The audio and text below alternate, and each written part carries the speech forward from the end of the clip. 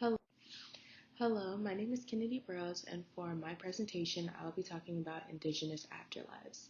Now, I know this topic is a little far back. It was actually week 5 of our lessons, and we talked about different soul theories, different perspectives of afterlife, different Indigenous cultures, their beliefs, shamans, if that helps you remember any. And I personally wanted to choose this topic because my great grandmother and grandmother are Native American. And so I kind of wanted to know what are the common beliefs of Indigenous people about the afterlife and, how does that relate to me and how um, I've been raised and what I believe in.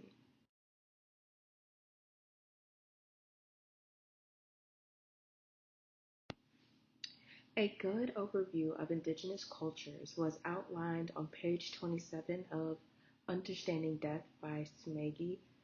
She lists characteristics of Indigenous cultures, which she got from Vladimir Basilov, and I've also studied that as well. So the first one is animation or spiritualization of the whole surrounding world in which human beings exist. So a good kind of summation of this is that for many indigenous communities, um, animism is a way of acknowledging that all the things around them have some element of life or living energy. Then for the second one, belief in mutual embracing connections in nature. I feel like this is very self-explanatory. For the third one, it is no separation from the surrounding world. So human beings are not regarded as superior to other forms of life, and they are very intimately related to their environment.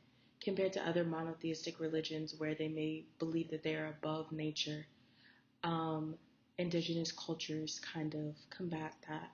The fourth one is that the cosmos are accessible. Shamans are able to reach the stars and communicate with the beings there, and they help to maintain the harmony between the two, the community and the beings that watch over them, for the well being of their community. The last one is that religion is a form of social consciousness. So, similar to a religion which reflects the various origin, conditions, and needs of their societies, the shaman does the same. He protects and represents his specific group or her and provides them with guidance and overall welfare.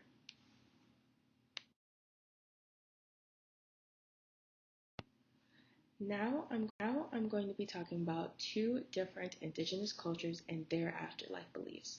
The first of which is the Rawau people. And to give a little background, they are also known as the Boat people. They live in a region of eastern Venezuela, and there is a lot more information about their sense of geography and how that relates to the gods that they worship, but for now we're just going to stick to their afterlife.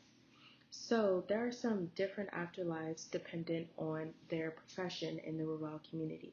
So for example, shamans and canoe builders will have a different afterlife because they have different professions. So an immortal afterlife in the heaven of the rural gods is guaranteed to shamans and their spouses who follow the ritual and ethical demands of their profession and who are masters of their art. So for a rural master canoe builder, when it comes time for him to pass on, he will not be devoured by the sky snake, but pass over it safely like he's done in his initiation. After death, a black soul guide conducts his soul to the zenith, from where he begins the journey to his final destination. His final test is going along the snake bridge without looking back to earth. He then will enter the house of the master spirit of canoe making. For a priest shaman, on the other hand, his soul travels on a winged golden horse, similar to a shooting star. When he arrives, he is given beautiful clothes and a house furnished in gold, surrounded by a garden of white flowers. And you can kind of see how different these afterlives are, which is attributed to their professions within the rural community. The next thing I will be talking about is an interview that Sumegi had with Albert Dumont. He is a Canadian Algonquin elder born of the Kitigan-Zibi Nations reserved in a region of Quebec. And so this is his interpretation of what happens after death according to his religion. So, and upon death, one spirit goes into the next world connected to the spirit of all things of one's life, which bear witness to the life we've lived.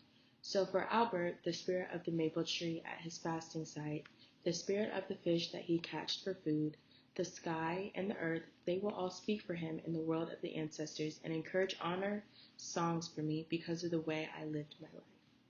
So this kind of gives a little bit into his perspective of his afterlife, and from this you can kind of tell that their religion is very nature oriented, which is one of the five things that were characteristics of indigenous cultures.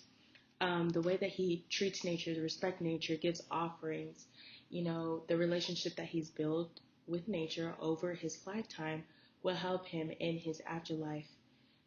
So yeah, that just gives a little perspective of what I was talking about. Oh. As you can see from the Rwao and Algonquin people, there are some similarities between their stories and how they relate to the five characteristics we saw about indigenous cultures that I mentioned. And so they both embody nature, and both of their cultures have very strong connections with their environment.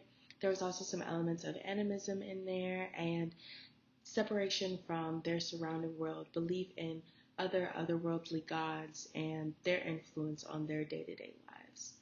So I hope this gave you a nice little overview of indigenous cultures, and thank you for listening.